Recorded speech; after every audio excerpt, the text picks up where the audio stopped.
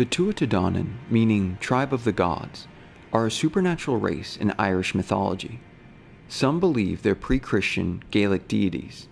They're depicted similarly to the Greek gods as being idolized humans who are immune from aging and possess magical abilities. Their powers most often involve control over the weather and the elements. Also, some can even shapeshift. Today we'll be discussing a member of the Tuatha Dé Danann called Lugh. Lugh is portrayed as a warrior, a king, a trickster, and even a savior to his tribe. As the god of oaths, he held domain over the rulers and nobility. He also served as a god of justice in its many forms. His judgment was often swift and without mercy. Lugh was also a trickster who was willing to lie, cheat, and steal to overcome his opponents. In the Ten Bow Cua Lunge, an epic from Irish mythology, Lugh is described as follows: a man fair and tall, with a great head of curly yellow hair. He wears a tunic of royal satin, with red gold insertion reaching to his knees. In his hand, a 5-pointed spear. His most common nickname is La Mafada, meaning the long arm, as he is known for masterfully wielding an unstoppable fiery spear, known as Sleg. His spear is one of the 4 jewels of the Tuatha Dé Danann. The writer Charles Squire adds that Lugh's spear needed no wielding, was alive and thirsted for blood. It roared during battle, fire flashing from its prongs as it tore through any enemy, never growing tired of slaying. It is known by many names, including Slaughterer. With a word, Iber, it hit its target. With another, Anthiber, it returns to his hands.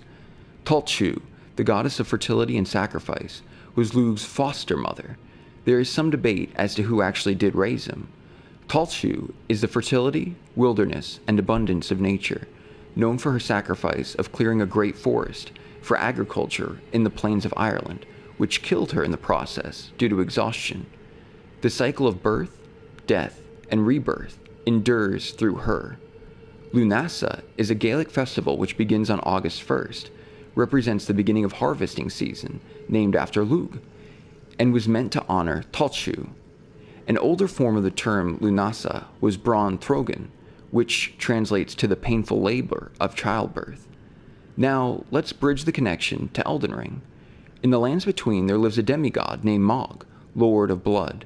Born an omen, grew up alone in the subterranean shunning grounds, then found a pseudo-guardian in the Formless Mother, an outer god. His dream was to create a dynasty named Mohgwyn and act as a monarch under the power of the Formless Mother. Side note, the name change of Mohg to Mohgwyn is due to the word Gwyn, meaning blessed, as he would be blessed by an outer god. Also, though, I believe it has a connection to his brother Godwyn. I speculate that Mohg was envious of the love and attention Godwyn was given throughout his life, as Mohg grew up shackled in the sewers below with only his twin for company, while Godwyn was raised in a palace atop the Golden Capital, with not only the love of the public, but more importantly, the love of his parents. An omen of towering stature, with a great head of curly black horns.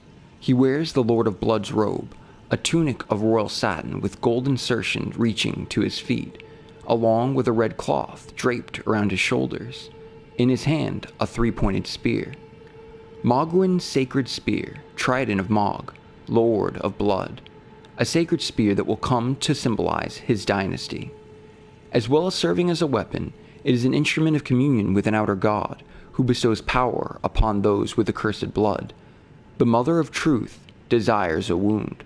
The Mother of Truth, or Formless Mother desiring a wound, is similar to how Lugh's foster mother, Tulchu, is tied to the idea of sacrifice.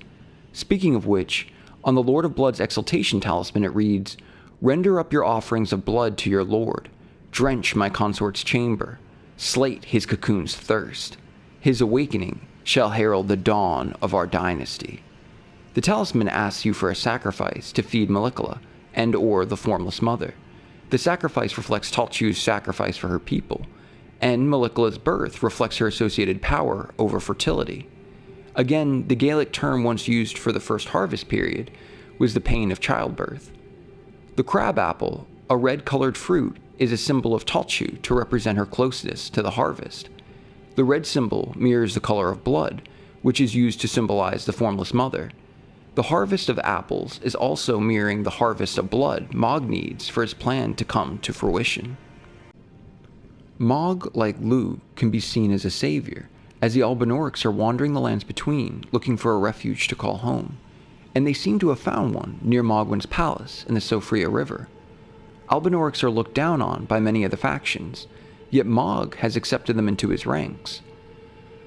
Lugh is derived from the Celtic root lugos, meaning oath, and the Irish word lugh connotes the ideas of blasphemy, or binding oath.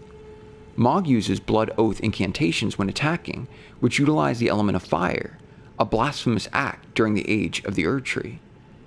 White Mask Vare calls his master Luminary Mohg. Luminary is defined as a person who inspires or influences others, or as a natural light-giving body, like the sun. Just as mentioned, Mohg has that connection to the element of fire through his incantations. Lugh's name was formerly interpreted as deriving from the Proto-Indo-European root Lugh, meaning flashing light, and he is often surrounded by solar imagery. So from Victorian times, he has been considered a sun god, essentially, similar to the Greco-Roman Apollo. Just as Lugh was known to be a trickster who was willing to lie, cheat, and steal, Mohg did much of the same to accomplish his goal of ruling over his dynasty, stealing Molecula from the Halleck tree with intent to turning him into an envoy of the Formless Mother, cheating him out of not only his life, but all the lives that he could have saved upon his rebirth. Mohg was fixated on his birthright of ruling over the lands between.